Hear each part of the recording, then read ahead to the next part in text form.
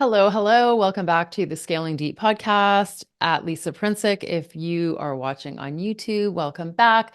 I'm going to talk a little bit more today about membership pricing because last time we talked about pricing myths, and today I want to give you some tips and things to think about before you even start to pick your membership pricing.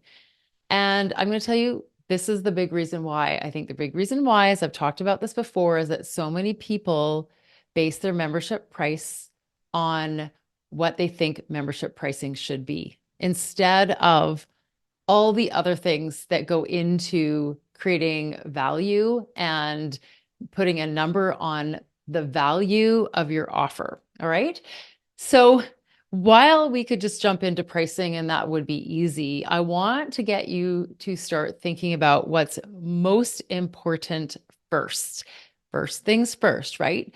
And that is working to develop your unique selling proposition, your USP. What makes your membership unique and different, and what makes it irresistible? Because that, at the end of the day, is so much more important to your success than picking an arbitrary price for it. And you won't even know what that arbitrary or planned price is until you've started to really dive into the unique value. And also value changes, right? We see programs that go up in price over the years, and some actually are being driven down by competition, but some are going up. And you'll see that because the demand for them has grown, and that demand has grown because of the results or the transformation or the perceived value of that program. And that's what we're trying to do when we are looking at the unique selling proposition.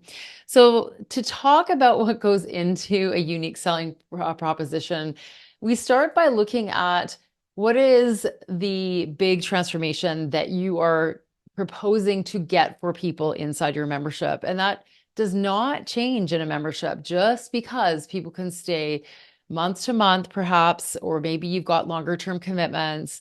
And just because they can stay in it for as long as they want, it does not mean that you're still not promising a transformation and that your content and the way you talk about it, how you sell it, and all that isn't geared towards getting to them to their goals because you want them to be successful.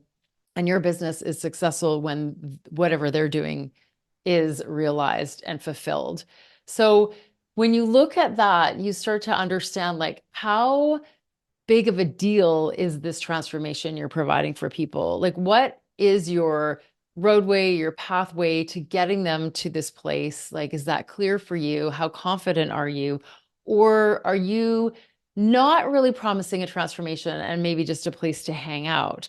So I would, suggest that if you are just thinking about it as a place to hang out, then think about adding something tangible in there, a real thing to learn or to understand, or something that they can grow in, and try to make it as tangible as possible so you can really help people who aren't in it yet to get clear on what it can do for them, because they'll more likely join than just people who've been like raving fans or heard your raving fans speak about it, and they'll just join because someone else told them to do it. You still want to be able to connect with the people who really want results. So whatever you can do to start to look at what that transformation is and how you can list out examples or make it seem more tangible by sharing specific things that your membership will help people grow in or learn how to do or become, or how they'll feel, all those things, right? They can all be put down in words, and that's super helpful to even you getting a better understanding of what it is that you want to do for people and who you want to help the most and what is the most important thing for them, even if you're not sure yet and you're still playing with what that is. So that is your number one thing to figure out. And you also want to think about that in terms of the pain points. So what are those pain points that people are really trying to resolve? What are they really struggling with? And then how do you connect that transformation that you're offering to that pain? Because there's probably a lot of different ways that they could get their pain resolved. And you are trying to let them know that you have a great way, and you have a really great way for some people who are really attracted to that way. And so I'll give you an example, and I'll just use myself as an example in terms of memberships. So some people may be coaches or consultants, or they're doing done for you implementation, like they're setting up people's emails, they're writing copy, they're doing a whole bunch of things. Maybe it's coaching, maybe it's therapy, maybe it's who knows, but they're doing a lot of things for people. Perhaps it's websites,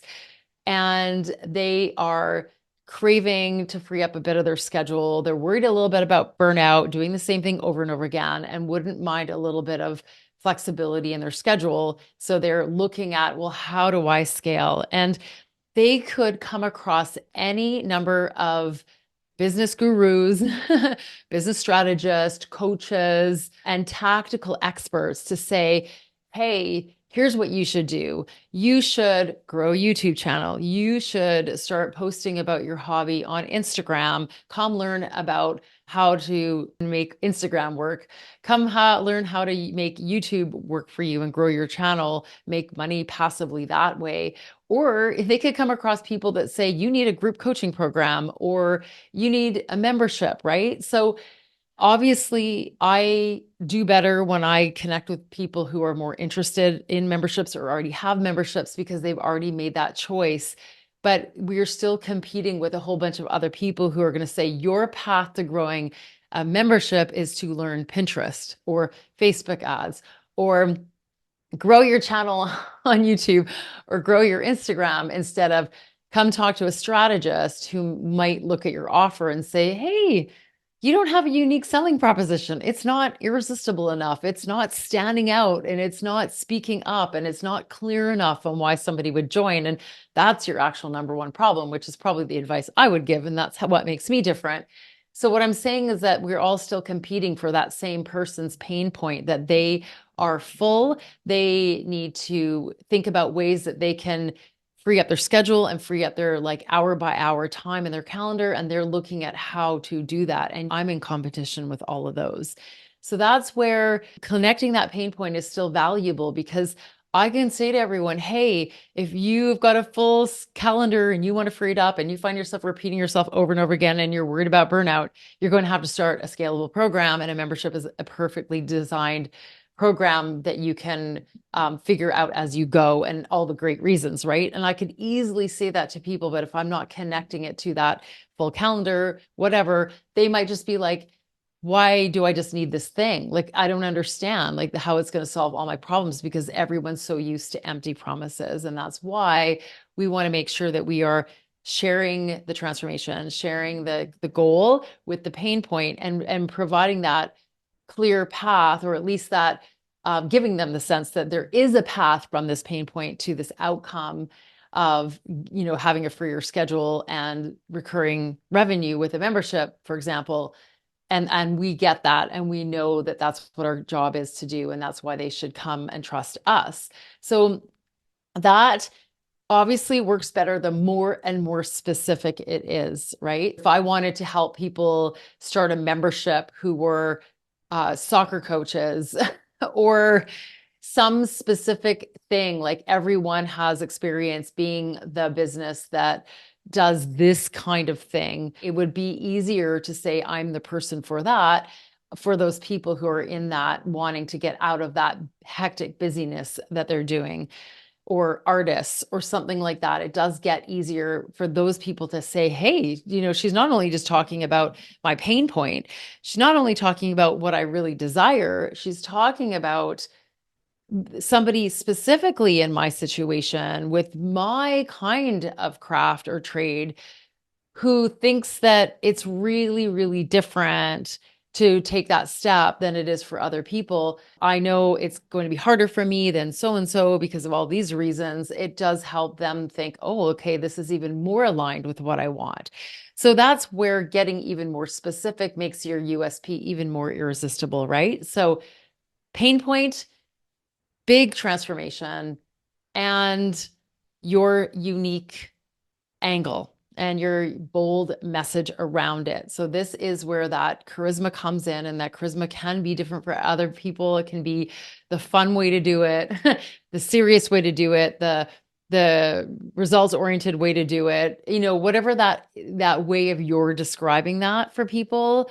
Or maybe it's no fluff, like that tends to be my way of doing it. I get direct and to the point to help people really move on and take action quickly because they're not getting cluttered with all this junk. Let's simplify it. That's my way, and that's what people are drawn to me about. So however you can put that edge on it that's specifically you is going to add to that USP.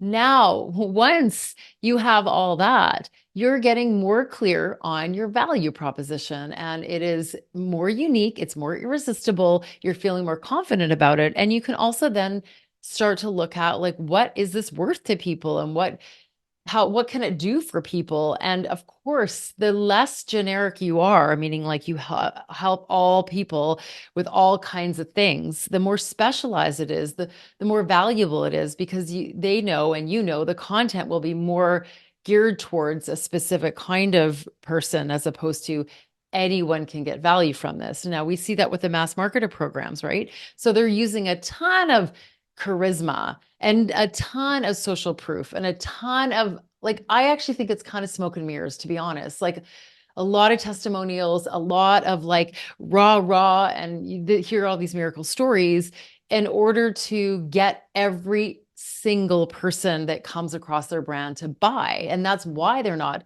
$10,000 programs. They're offering a lot because they are really relying on volume to get a ton of people in there, so that there are some success stories. And they're also not charging it for a more customized price, because they have to bring it to a level where they can get almost anybody in, and that's really their goal.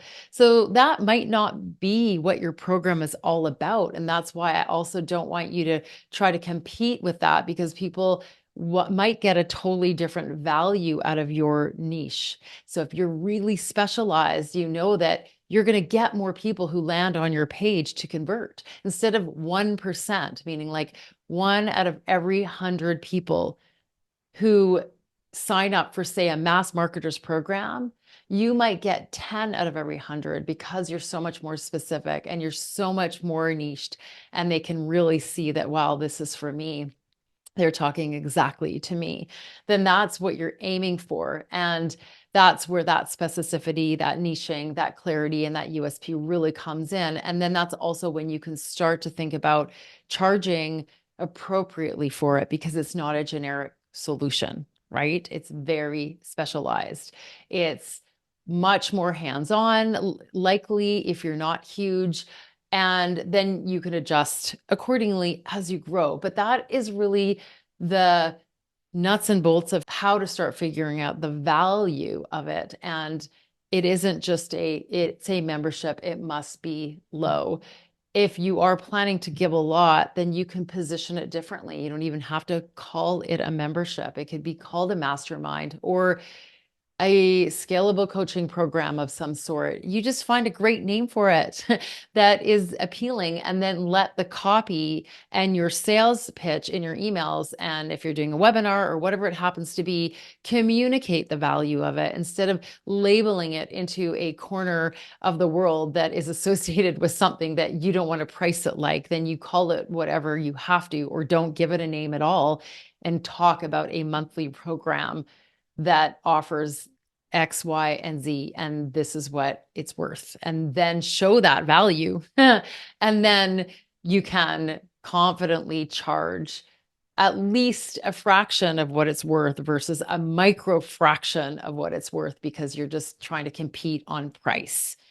Right? So that's your number one thing. I have a lot of training on pricing, and I actually have a course called the Profitable Pricing Formula that you can grab on my website at scalingdeep.com/ pricing-formula. And it is an in-depth 5-module course on all the pricing things that you could ever want to know and all the considerations to help you come up with a price that not only you can live with for a very long time and happily show up and serve your members with, but also feel confident that it will sell. There are more details in the description. And next week, we're going to be talking about pricing tiers. I have so much to say about that, as I always do. And all you have to do to make sure you don't miss it is subscribe to my YouTube channel or wherever you like to listen to your podcasts, the Scaling Deep podcast. Thanks for being here. Bye for now.